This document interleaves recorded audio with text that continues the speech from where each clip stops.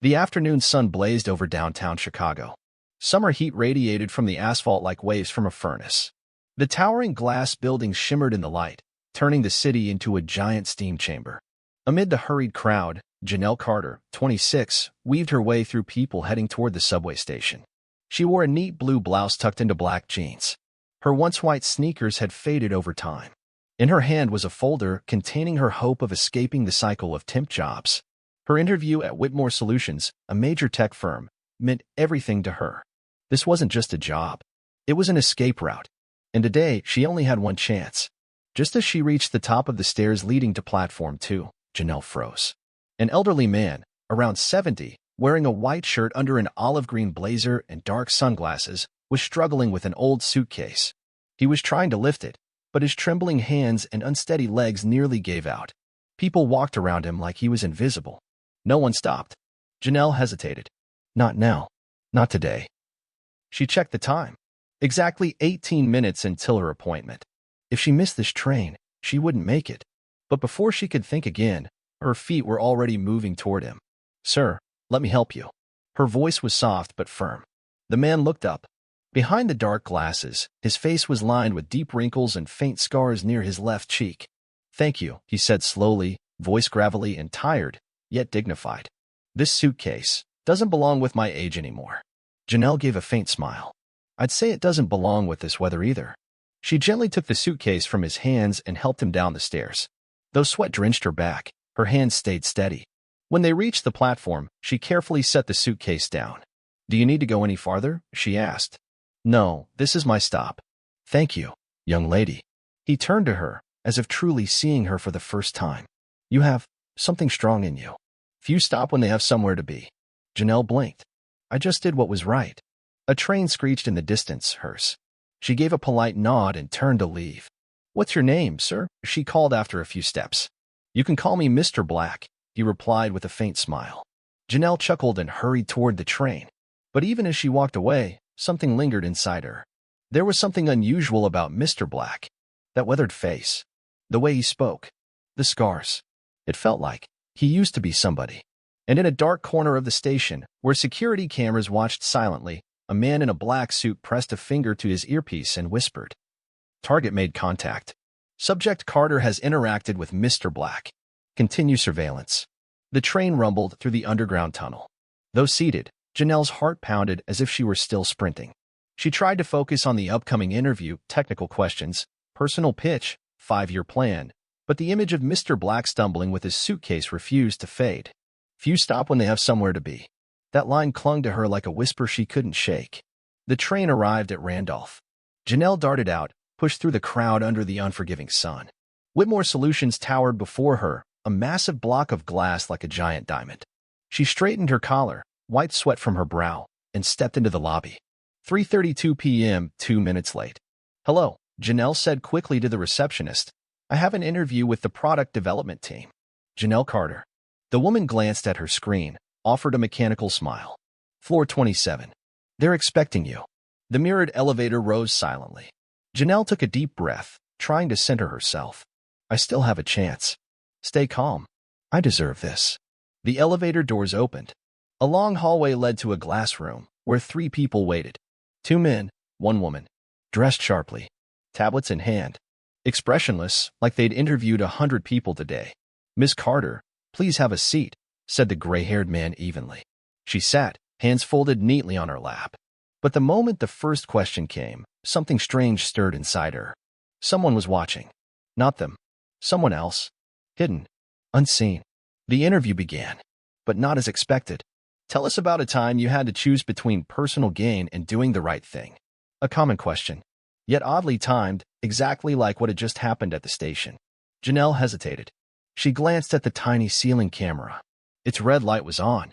"Well, today, actually. I helped an elderly man in trouble, even though I risked being late." She paused, waiting for a reaction.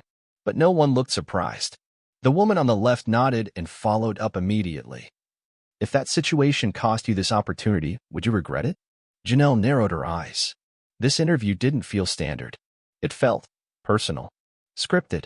"No," she answered firmly. "I'd never regret doing the right thing." The second man smiled faintly, seemingly pleased. But his eyes never left his screen, which showed something she couldn't see. As Janelle exited the room, a young man in a black suit slipped away down the hall, tapping a handheld device. She responded as expected. Contact with Mr. Black appears intentional, awaiting further instructions. Meanwhile, Janelle sat in the building's cafe, hands shaking around her untouched espresso. They knew about the subway. But how? She pulled out her phone, searching for info on the old man, but nothing. No images. No data. No records matching the name Black. What am I getting into? Just then, an anonymous message appeared on her screen. Be careful what you've seen and who you've helped. That night, Janelle's third-floor apartment felt colder than usual. She sat in front of her laptop, a cup of tea untouched beside her. Her mind was a maze of unanswered questions. The anonymous message still glowed on her phone screen. Be careful what you've seen and who you've helped. She had no idea who sent it. But one thing was clear. Her encounter with Mr. Black was no accident. Tracing the past, she recalled every detail. His name, Black. Age, around 70.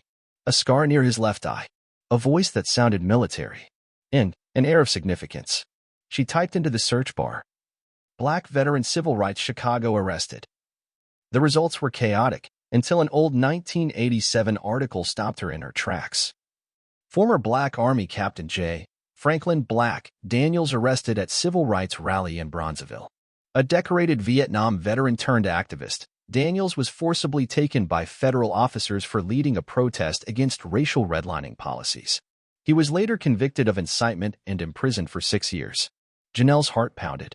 Black Daniels. It had to be him. The article described him as a short-lived symbol of post-war hope. After returning from Vietnam, he saw his community suffocating under racist housing policies. He led peaceful protests, but the government labeled him a threat. In a rare interview, he had once said, "We fought overseas for freedom, only to be shackled for asking the same at home." Then silence. No follow-up. No apology. No restoration of honor. He had been erased from history. Janelle felt a chill. The man she'd seen as a frail stranger was a silenced icon. A new kind of danger. She tried to save the article, but suddenly the site crashed. 404 not found. Her laptop flickered. Internet cut in and out. Then a warning flashed. Access denied. Session terminated. Someone didn't want her to dig deeper. A knock on her door startled her. "Who is it?" she called out. Silence. When she opened the door, no one was there. But on the doormat lay a worn brown envelope. Inside, a faded photograph, a younger Mr. Black in uniform, surrounded by people holding signs. Equal housing for all. On the back, a handwritten message. If they fear him this much, maybe it's time you learned why. Janelle's decision. That night, she didn't sleep. The respect she once felt turned into a quiet resolve. He had stood up. He had lost everything. Now he was old, alone, watched, and threatened. While her generation enjoyed freedoms he fought to secure. She clutched the photo tightly. If they wanted him silenced, then she would help him speak. The next afternoon, clouds blanketed Chicago like a held breath. Wearing a gray hoodie and baseball cap, Janelle Carter stepped off at the same station where everything began. She told no one. Left her phone at home. No GPS. No digital trace. A quiet return. The station buzzed with commuters, but her eyes searched for just one figure. Near the old bench at the far end of the platform, there he was. Mr. Black. Same green blazer. Same sunglasses. But this time, he looked like he was waiting. She approached carefully. "Mr. Black," she whispered. He turned, tilting his head slightly as if to confirm. "I knew you'd come back," he said, voice like wine through old branches. "I know who you are now," she said softly. "Then they've warned you, haven't they?" he asked. His gaze pierced even through the shades. Janelle hesitated. "What do you mean?" "They never let the past survive if it threatens the present. I am the past. You are the bridge. The untold story." They sat on the bench, two forgotten souls drifting against the current. "I once believed justice was untouchable," he began. "Turns out, the truth can be locked away if it's too inconvenient." He told her of returning from war, only to see his friends denied mortgages, his neighbors blocked from good schools, all because of their skin color. He organized hearings, peaceful protests. One morning, after a rally in Bronzeville, he was arrested. No charges, no lawyer. 6 years in federal prison. No press. No support from veterans groups. I disappeared from history as if I never lived. They were being watched. Just as he finished, Janelle felt a chill. Across the platform, a man in black with a lowered cap stood motionless. No phone. No movement. She whispered, "I think we're being watched." Mr. Black nodded, sharp-eyed. "I've lived long enough to know when someone wants me silenced again. But this time, I'm not afraid." Janelle gripped his hand. "I won't let them bury you again." Planting the seeds of resistance. Before parting, Mr. Black handed her a small envelope. It contains copies of original files, the petition, and a letter that was never sent. "If I disappear, find the person named at the end of the letter. You'll know what to do." "What will you do?" she asked. "I'm going to stand again. One last time." A warning on the line. Janelle took a different route home. Near an old payphone, it suddenly rang, an eerie relic in a modern city. She hesitated, then picked it up. A deep male voice, no introduction. "Stop. You don't understand what you're touching. This is your final warning." Click. Dial tone. Back in her apartment, Janelle stared at the envelope Mr. Black gave her. The seal was brittle, the corners worn with age. She opened it. Inside, a 1986 draft petition opposing redlining. Black and white photos of black families denied housing. A federal memo admitting Mr. Black's arrest was a tactic to contain public sentiment. No evidence. No crime. A handwritten letter, never sent, addressed to Clarissa Bellamy, a history professor at the University of Chicago. A letter never delivered. She read it aloud, voice trembling. "Clarissa, if you're reading this, I may not have time left. I don't need fame or justice for myself. But if someone ever asks, who stood their ground when no one else would? Tell them, not about me, but about all who were silenced when no one listened." Janelle's choice. Not a protest, just the truth. The next morning, Janelle visited the university's History and Human Rights Department. Clarissa Bellamy, now a woman in her 60s with silver hair and wise eyes, looked at Janelle with quiet calm. "You're saying he's still alive?" Janelle placed the envelope on her desk. "And he's never stopped waiting for someone brave enough to tell the truth." Clarissa opened the documents. Her eyes welled. She didn't speak for 15 minutes, just read. Finally, she looked up. "We don't need protests or confrontation." "Then what do we do, Professor?" "We tell the story. On the very platforms that once buried him, media, academia, history, with truth, not shouting, but with evidence they cannot erase." A week later, the university announced a public forum on forgotten civil rights heroes. Guest of honor, J. Franklin Black Daniels. His name restored. His story made official after Clarissa's team submitted all files to the federal government. No national TV cameras. No spectacle. But the room was packed. Mr. Black, in a simple black suit, spoke little. But what he said to Janelle silenced the crowd. She didn't lead a protest. She wasn't a journalist. She just stopped when everyone else walked by. And because of that, a piece of history lives again. His name was added to official city history. A small plaque was placed at the train station where they first met. It read, "One who walked in darkness, so others could walk in the light." Janelle never sought reward. She returned to her normal job. But something inside her had changed. In her journal, she wrote, "I thought I was late that day. Turns out, I was right on time, for history." 2 months after the forum, Janelle's life moved steadily, but something inside her was forever different. She was no longer just a woman trying to rise above. She had rekindled the light of a man nearly erased. But she never bragged. She still showed up at Whitmore Solutions each morning, worked quietly. But things began to shift. One Monday morning, she received an unexpected email from the senior vice president, Renata Pierce. "Ms. Carter, I've heard about your connection to Captain Daniels. We're seeking someone to lead a community engagement project. Would you be open to a private meeting?" The second meeting, not at the station this time. Renata welcomed Janelle to the 35th floor, a place junior staff rarely accessed. She was sharp-eyed, efficient. "I'll be direct," she said. "Mr. Daniels has long advised our community board, quietly. He was our bridge between business and the unheard voices."